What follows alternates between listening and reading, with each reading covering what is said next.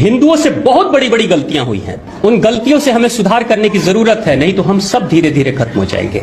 एक बहुत बड़ी गलती इतिहास में हुई है। इंदिरा गांधी की हत्या हुई 84 में। हत्यारा कौन था आपको पता है? हत्यारा सिख था। एक सिख ने अगर हत्या की है या दो सिख ने अगर हत्या की है तो क्या पूरे सिख कौम को खत्म कर देना चाहिए? ऐसा होता है क्या? मैं आपसे पूछता हूं, ऐसा होना चाहिए क्या? ये कोई न्याय कहता है क्या? अगर ऐसा होता तो महात्मा गांधी जब जीवित थे उस समय महात्मा गांधी के फॉलोअर्स 1,10,00,000 लोग थे।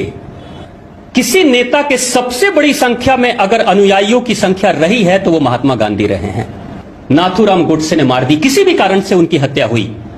लेकिन नाथूराम गोडसे किस जाति का था? ब्राह्मण। तो क्या उस समय सारे ब्राह्मणों को खत्म कर देना चाहिए था? नहीं किया ना भारत के लोगों ने।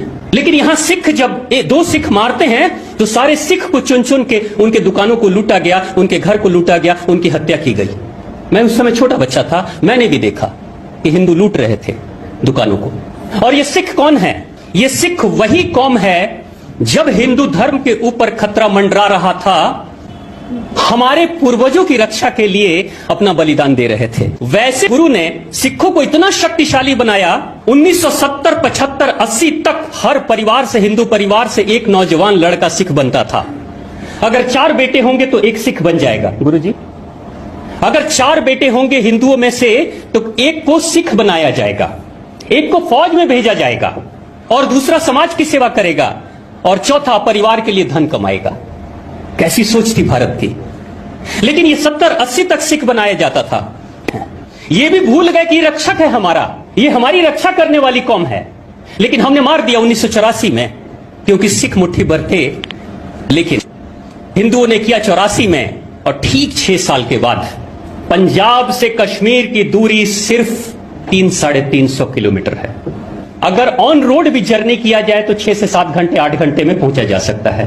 अनाउंसमेंट कराया गया कश्मीर में मस्जिदों से कि हिंदुओं या तो तुम इस्लाम स्वीकार कर लो और नहीं तो मरने के लिए तैयार रहो, या कश्मीर छोड़कर भाग जाओ, अपना घर, अपनी बेटी, अपनी बहू को छोड़कर जाओ।